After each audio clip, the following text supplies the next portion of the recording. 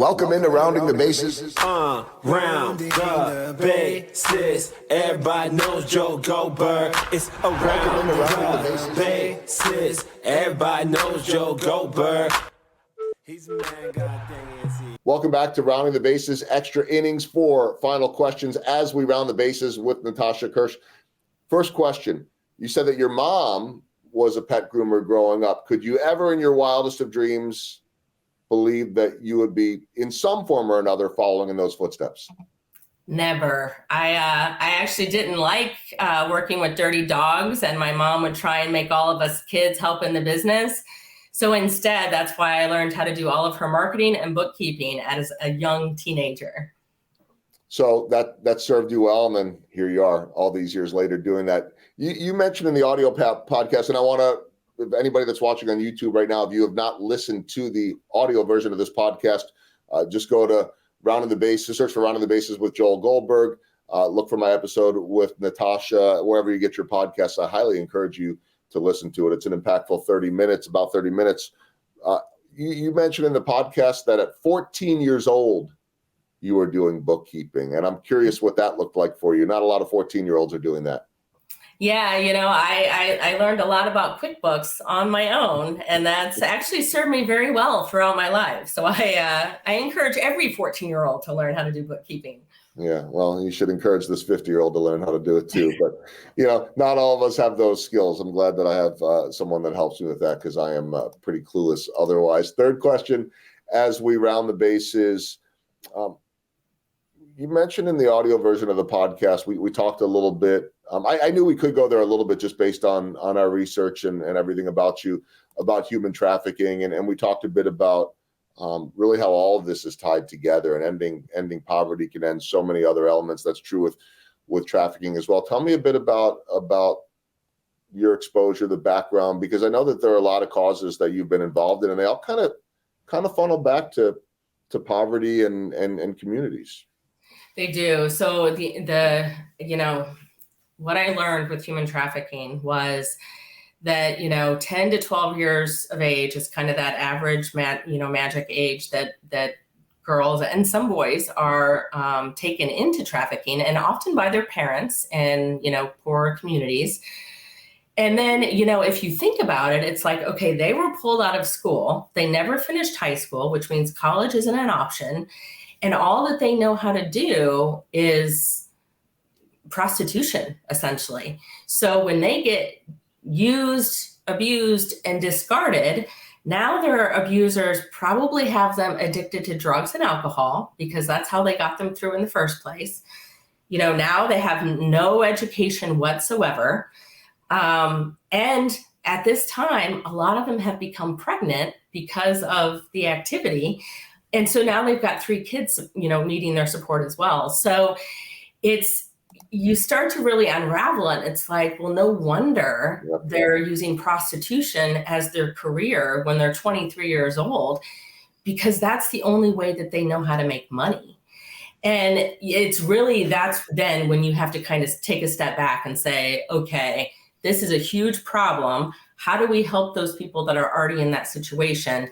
And then how do we help stop this from happening in the future?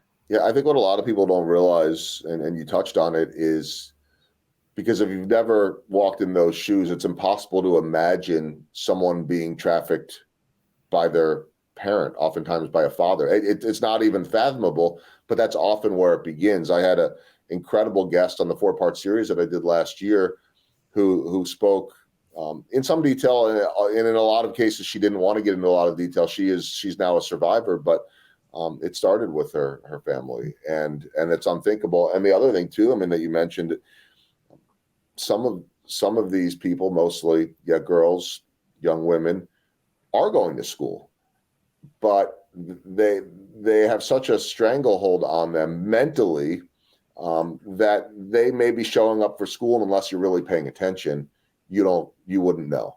But you can see those warning signs. I can go off on that tangent because it's so important. I'll just add in one piece that I remember. This was a different podcast about human trafficking.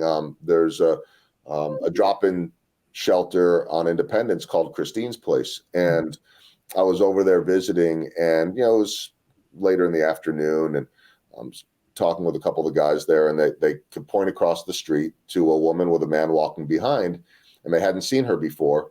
And they knew that she was new, not just because they hadn't seen her before, and this will forever resonate with me, but that they could tell by how far the man walking behind her was, how long she had been with them.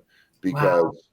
if he was further back, it would mean that she had been drugged up enough and brainwashed enough that she wasn't going to run. But the fact that he was, 5 or 6 strides behind her meant that she was probably new to town. They probably coerced her into coming with some money from, maybe a strip club or something like that in another state. And she came with the promise of more money. And now she's being brainwashed. They said, come back in 2 weeks and you'll see a different person. You'll see her head down and all of that. And so I didn't necessarily expect to go that deep on this, but it forever sticks with me. And it's really still a reminder to everything that you're doing too, because I'm sure that you are seeing people coming in, whether they've been trafficked or not, that are defeated, that have no hope, and that now you're seeing that hope develop. Yeah, I mean, I think that's exactly right. That is the biggest thing that I learned as an adult, was that people don't choose to be homeless or prostitutes or drug dealers. Like, some of this stuff, you're born into it, and things happen where this becomes your life, and they need help out. They don't need to be judged. They need help out. I don't know that you could say it any better than that. I mean, that's everything in a nutshell right there. So let's end on a lighter note here on Rounding the Bases Extra Innings. The very basic question, you could say both, I guess, too: cat or dog? I have a cat. I don't actually own any dogs. You're around enough. I am around enough. Cats are, pardon the pun, a whole different animal too, right? I mean, that's just a whole different thing. But with all of that said, it has to bring you so much joy every day. One, to see the growth of all of your students and to see that cycle being broken. And two, to be around all these pets all day long. It's a pretty great job. Well, congratulations on everything that you're doing. It's so inspiring. I will again mention to everyone that the website has it all. It'll be in our show notes, thegroomingproject.org. And this is just an incredible marriage, I guess I would call it, or did call it, between the world of pets and grooming pets and ending poverty, and so much more than just teaching people how to groom those pets, but so many of the skills that they'll need for survival, growth, and to be able to provide for their families. Natasha, to you and all of your team, congratulations. And again, thanks for spending time on Rounding the Bases. Thank you.